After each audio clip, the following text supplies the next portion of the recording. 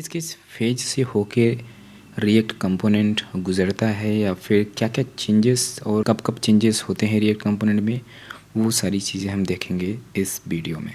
तो चलो स्टार्ट कर। तो रिएक्ट कंपोनेंट लाइफ साइकिल में 3 फेजेस होते हैं, mounting, updating and unmounting phase. Mounting phase में क्या होता है, जब हमारा रिएक्ट कंपोनेंट ब्राउज़र के डोम में या फिर कहें कि एचटीएमएल डोम में जब माउंट होता है यानी कि अपेंड होता है। जैसा कि आपने रिएक्ट के फर्स्ट वीडियो में देखा था कि हमारा एक एचटीएमएल पेज होता है और उसका जो रूट एलिमेंट होता है उसमें हमारा कंपोनेंट जो है माउंट होता है। तो माउंटिंग फेज में यही चीज़ होती है कि हमारा कंपोनेंट उस रूट में माउंट हो। अब वो रूट वाली बात तो मेन कंपोनेंट की बात हुई, बट उसके अंदर भी रिएक्ट में मल्टीपल कंपोनेंट हो सकते हैं। तो सेम चीज़ जैसा हमारा मेन कंपोनेंट के साथ होता है, same life cycle other component के साथ भी चलती है। ठीक है, अब इसके बाद आता है अपडेटिंग फेज। अब जैसे कि रिएक्ट कंपोनेंट में हमारा प्रॉप्स और स्टेट होता है, और जब भी ये प्रॉप्स और स्टेट चेंज होते हैं तो हमारा कंपोनेंट फिर से रेंडर होता है ताकि हमको अपडेटेड चेंजेस के साथ जो है यूआई हमारा दिखे, और उस चेंज को रिफ्लेक्ट होने के लिए हमारा माउंटिंग फेज चलता है। ठीक है, थर्ड फेज है अनमाउंटिंग फेज। अब जैसे कि इसमें डिफरेंट स्क्रीन्स होती हैं, जैसे कि हमारा अबाउट पेज हो गया या फिर कंटेक्ट पेज हो गया, तो मल्टीपल पेजेस होते हैं और मल्टीपल यूआई एलिमेंट हो सकते हैं, जैसे कि टैब भी हो सकता है, नेविगेशन हो सकता है। तो उसमें केसेस आ सकते हैं कि किसी बटन के क्लिक पे हमारा दूसरा चीज़ दिख रहा है और किसी दूसरे बटन के क्लिक पे हमारा कोई दूसरा स्क्रीन दिख रहा है या फिर दूसरा यूआई दिख रहा है। तो वहाँ पे अनमाउंटिंग का भी फेज आता है।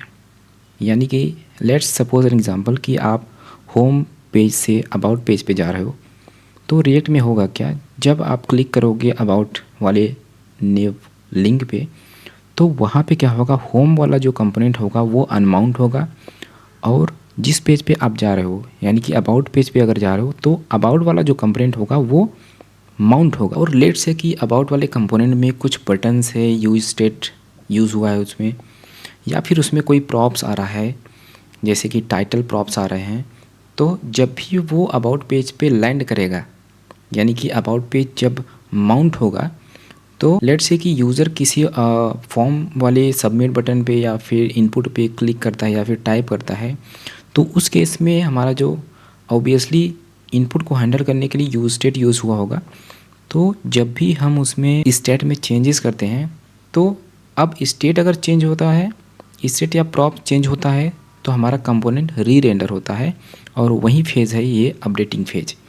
तो जब भी हमारा स्टेट या फिर प्रॉप्स अपडेट होता है तो हमारा कंपोनेंट जो है फिर से रेंडर होता है, यानी कि रे रेंडर हो। तो यहाँ पे 3 फेजेस आपको पता चल गए होंगे, यानी कि माउंटिंग फेज जब हमारा कंपोनेंट डोम में माउंट होता है, अपडेटिंग फेज मतलब कि जब हमारे कंपोनेंट के स्टेट या प्रॉप्स में कोई चेंज होता है तो यूआई उसके अकॉर्डिंग जो है अपडेट होता है, उसी को अपडेटिंग फेज बोलते हैं। और अनमाउंटिंग फेज मतलब कि हमारा जो कंपोनेंट होता है वो डोम से रिमूव होता है, उसी को अनमाउंट फेज बोलते हैं। अब इसमें लाइफ साइकिल की अगर बात करें तो पहले हमारा क्लास कंपोनेंट यूज़ होता था रिएक्ट 18 से पहले, तो उसमें मल्टीपल लाइफ साइकिल मेथड होते थे। बट हमारा फंक्शनल कंपोनेंट में क्या है कि हमारा सारे इसमें जो जितने भी मेथड्स यूज़ हो रहे हैं क्लास कंपोनेंट में, वो सारे मेथड हमारा फंक्शन कंपोनेंट में यूज़ इफ़ेक्ट का यूज़ करके ही सारी चीज़ें जो है कवर हो जाती हैं। अब अगर क्लास कंपोनेंट की बात करें तो ये जो दोनों मेथड आते हैं ये हमारा रेंडरिंग से पहले यानी कि माउंटिंग फेज से पहले चलते हैं। फिर अगर आपको कोई चेंज करना है, जैसे पहले रिएक्ट 18 से पहले क्या होता था कि अगर हमको प्रॉप्स या स्टेट के चेंज होने पे अगर हमको कुछ करना होता था, यानी कि कोई फंक्शन चलाना है या फिर कोई डोम मैनिपुलेशन करना है, तो हम इस मेथड के अंदर वो चेंज करते थे। और फिर शुड कंपोनेंट शुड अपडेट, यानी कि अगर कुछ स्टेट या प्रॉप्स में चेंज हुआ है और उस चेंज के बेसिस पे हमको कुछ एक्टिविटी करनी है या फिर कोई फंक्शन चलाना है या फिर कोई एक्सप्रेशन चलाना है, तो वो वाले कोड हम जो है should कंपोनेंट अपडेट मेथड के अंदर लिखते हैं। सेम वैसे ही ये सारे मेथड्स हैं। कंपोनेंट डिड अपडेट यानी कि ये इसके अंदर ये फंक्शन तब ये मेथड तब चलता था जब हमारा कंपोनेंट अपडेट हो चुका, ठीक है। और कंपोनेंट विल माउंट तब चलता था जब हमारा कंपोनेंट अनमाउंट हो जाता था, ठीक है। तो ये मेथड थे क्लास कंपोनेंट के।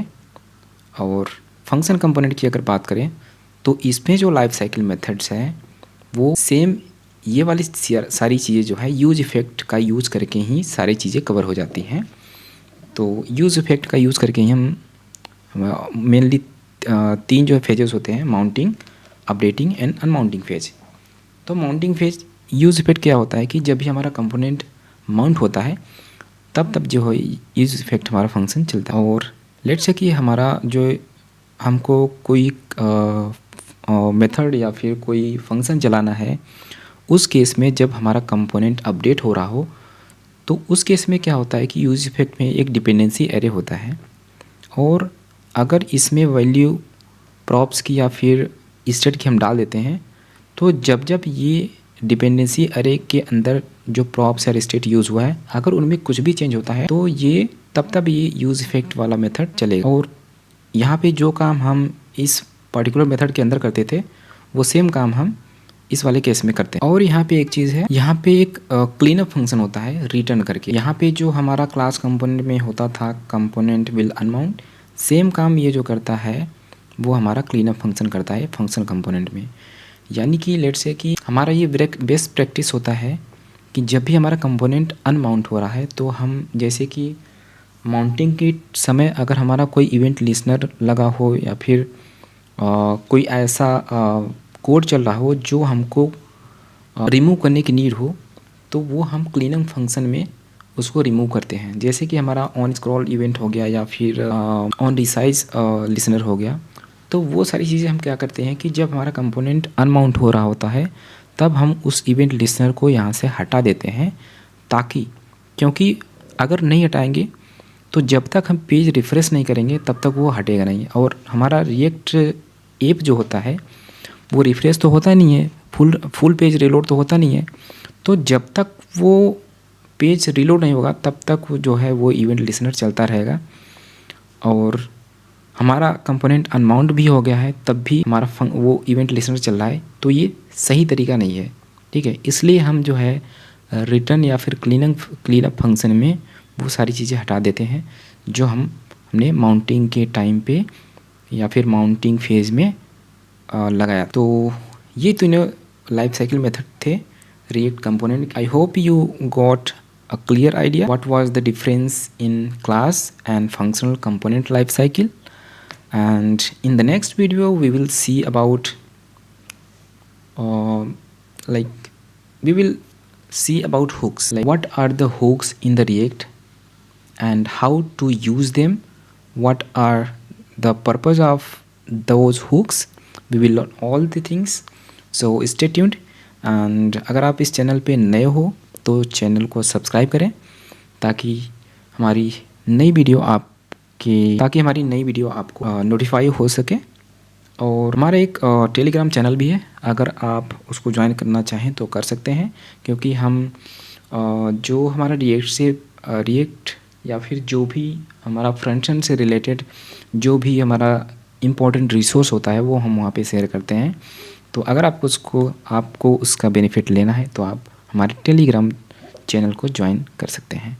सो चलो फिनिश करते हैं इस वीडियो को। Thanks for watching.